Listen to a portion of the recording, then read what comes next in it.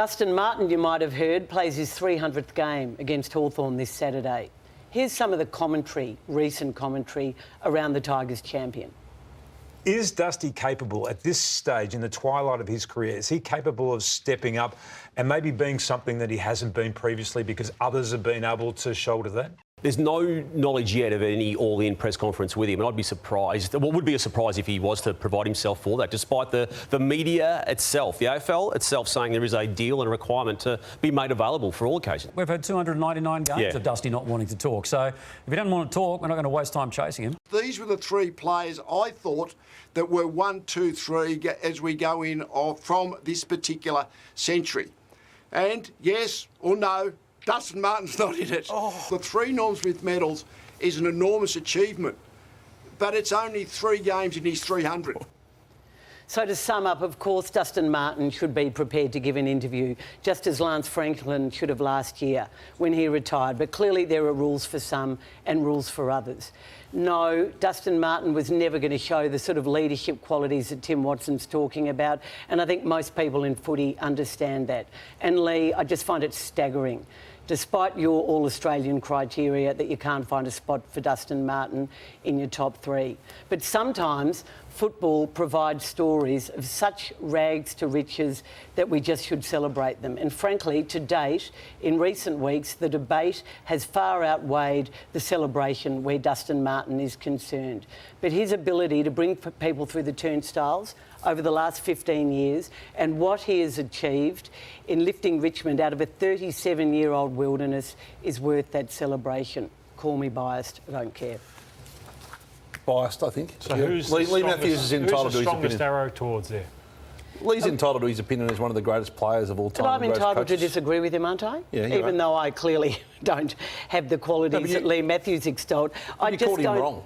You didn't. I agree with Caro. I think Dustin Martin, I love Patrick Dangerfield, and clearly he's been more consistent than Dustin Martin. But I'm sorry. Dustin Martin he's a better player than Patrick Dangerfield, and frankly, I'd put him only behind Lance Franklin in my top 3. I'm just saying there has been so much debate about everything off-field about Dusty, and I understand, and I do it about players as well. But I think it's part of his allure, though. It's part of his stick. It's just a pity, and we'll see on Saturday, I'm sure. And I'm glad that Richmond go into the game with a win, etc., and Hawthorn are in great form, that it's going to be a big celebration. Liam Baker was terrific on the weekend in their win, and just this grab caught your attention, Caro, and the way he spoke after the game. It's good for the club, it's good for the fans, and you can see the fans are enjoying the process that we're going through, which might not be winning a flag in the next couple of years, but we're building. All I've heard is that Liam Baker is leaving and probably going back to Perth. That didn't sound to me like someone who was leaving, and I know the club is working really hard to keep him. The team they beat was Adelaide. They're a mess. Okay, club corner's over now. Are we happy? They're in It'll be back, turmoil. don't worry. And I think the questions need to go squarely on their leadership and the leadership players. That's where you look to when you're performing poorly, and this is their 8-man leadership group that farcically they announced at the start of the year, and really only Jordan Dawson can hold his head up there. So I think they should do a revote mid-year. Hutchie, Brodie Smith's going awfully, Ben Keys not going great, Riley O'Brien was dropped, Darcy Fogarty question mark, Lockie Murphy, how he was in the leadership group is an absolute mystery. Wayne Miller is injured, and Mitch Hinge is a young player finding his way. And are they aligned on the state of the list? Here's CEO and coach in recent times. Do you feel this list is good enough right now? Well, if you're looking at wins and losses, the answer is no. We're disappointed with how we're going, so you've got to put our hand up with that. I'm confident we have the list. Like everyone in the competition at the moment, it's been a tough year, and we're working on getting our game back where it should be. But I'm confident we have the list. Well, it hasn't been a tough year for everyone. Just ask the Swans, and they don't have the list. Their midfield's not good enough to be a real genuine contender. No, I think the questions over their recruiting is fair. We've spoken about that at length for probably 3 to 5 years, really. And the midfielders that they have recruited, Matthew Nicks hasn't been prepared to play in the midfield, has been playing them at half forward. But Stephen Rowe, who you know very, very well. Yeah, look, Stephen Rowe and I think Malcolm Blight and Bill Sanders and some senior Adelaide people, I think met with Tim Silvers when he met him when he first came to the club. And my understanding is that, several at that meeting were quite critical about the list management.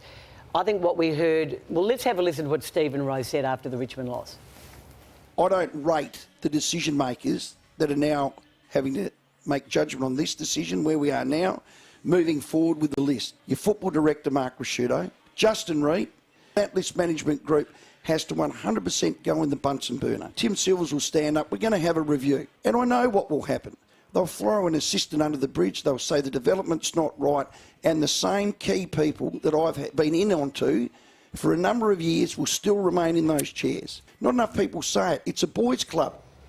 So the target was Justin Reid, who clearly probably hasn't had the hugest track record in recent times. I know Jordan Dawson was a great get, but there were reasons he came to the club, and Mark Rasciuto. He went on to say that he also targeted Tim Silvers, who he said now has Stockholm syndrome and has succumbed to the sort of wiles of Mark Rasciuto, etc. So it's getting ugly over there. It is getting ugly. It always does. I mean, the fans have been so patient. It's been a long time. Surely Rasciuto will go now at the end of the year, surely. Is Boys Club fair, Kane, or...?